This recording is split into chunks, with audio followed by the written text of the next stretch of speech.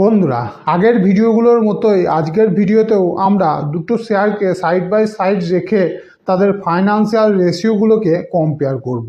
একটা কোম্পানি হচ্ছে জোম্যাটো লিমিটেড এবং আর একটা হচ্ছে গোদরেজ ইন্ডাস্ট্রিজ লিমিটেড।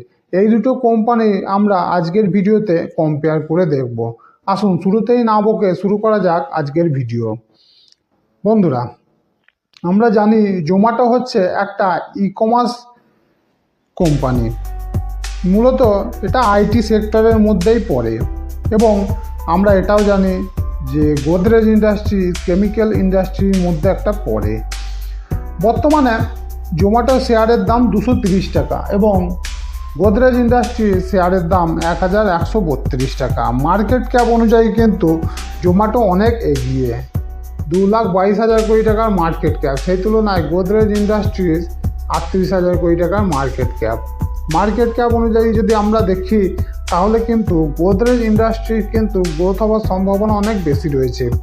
পিই রেশিও যদি আমরা দেখি তাহলে কিন্তু জোম্যাটোর পিই রেশিও অনেক হাই, অর্থাৎ এটা আমাদেরকে সংকেত দিচ্ছে যে জোম্যাটো শেয়ার এই মুহূর্তে অনেক বেশি ওভার ভ্যালুড।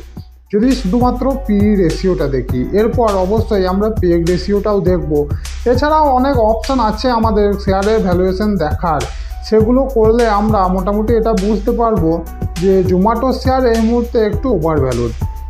আর বন্ধুরা, একটা জিনিস লক্ষ্য করে দেখবেন, আগের ভিডিওগুলোর মতোই আজকের ভিডিওতেও আমি কিছু সংখ্যা এখানে হলুদ কালারের দিয়েছি, কিছু গেরুয়া কালার, কিছু সবুজ, কিছু লাল কালারের দেওয়া রয়েছে। এবার আপনাদেরকে এটুকু বুঝে নিতে হবে যে কোন কালারে আমি কীরকম সংকেত দিতে চাইছি। আমি অবশ্যই আপনাদেরকে কোনো ভিডিওতে কোনো শেয়ার রেকমেন্ড করতে পারি না, যেহেতু আমার কোনো লাইসেন্স নেই, তাই আমি আপনাদেরকে কখনোই কোনো শেয়ার রেকমেন্ডেশন করতে পারি না। এবং কোন শেয়ার খারাপ কোন শেয়ার ভালো এটা আমি অবশ্যই আপনাদেরকে বলতে পারি না, তবে রেশিওগুলোকে কম্পেয়ার করে আপনাদের সামনে রাখতে পারি, সেটাই আমি করছি। এবং আমার মত অনুযায়ী এই সংখ্যাগুলো কীরকম সেগুলো আমি কালারে প্রকাশ করেছি। এবার আপনারা সেটা বুঝে নেবেন যে কোন কালারটা কিসের সংকেত দিচ্ছে।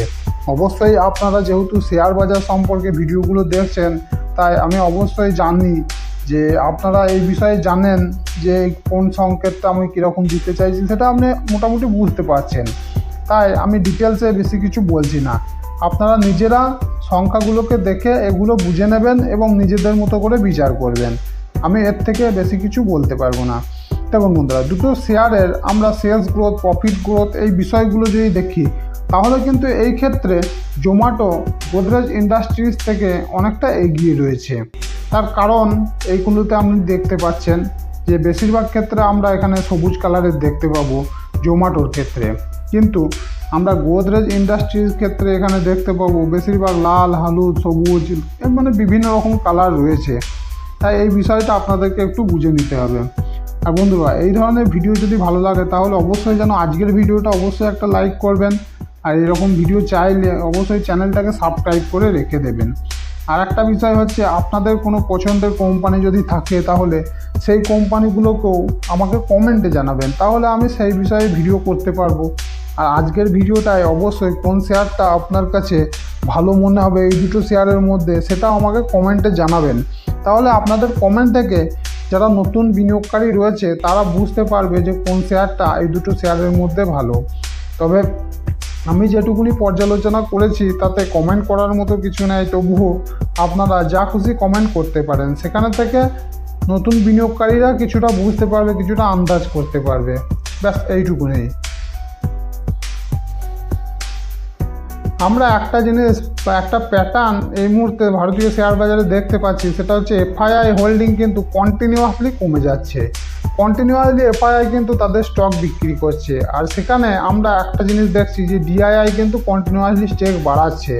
তাই ভারতীয় মার্কেটকে পড়া থেকে একরকম রক্ষা করছে। তবে এক্ষেত্রে আমরা গোদরেজ ইন্ডাস্ট্রিতে দেখছি ডিআইআই এফআইআই দুজনেই কিন্তু তাদের স্টেক কমিয়েছে, তাদের শেয়ার কিন্তু বিক্রি করেছে। এটা একটা চিন্তা করার বিষয়।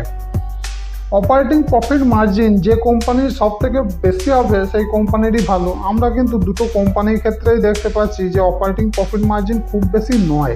তাই এটা আপনারা যখন কোম্পানিকে ডিটেলসে অ্যানালিসিস করবেন তখন একটু দেখে নেবেন। আর গ্রোথ পোটেনশিয়াল যদি দেখি আমরা, জোম্যাটোর ক্ষেত্রে 2 লাখ কোটি টাকার একটা কোম্পানি, তাই মিডিয়াম তো অবশ্যই বটে। হাই গ্রোথ তো নেই বললেই চলে। তবে রিস্ক জোম্যাটোর ক্ষেত্রে অনেক বেশি, কারণ জোম্যাটোর এই মুহূর্তে যা শেয়ারের দাম সেটা আমার ব্যক্তিগতভাবে মনে হয় অনেক বেশি ওভার ভ্যালু, বিভিন্ন রেশিওগুলোকে দেখে যেটা বুঝতে পেরেছি।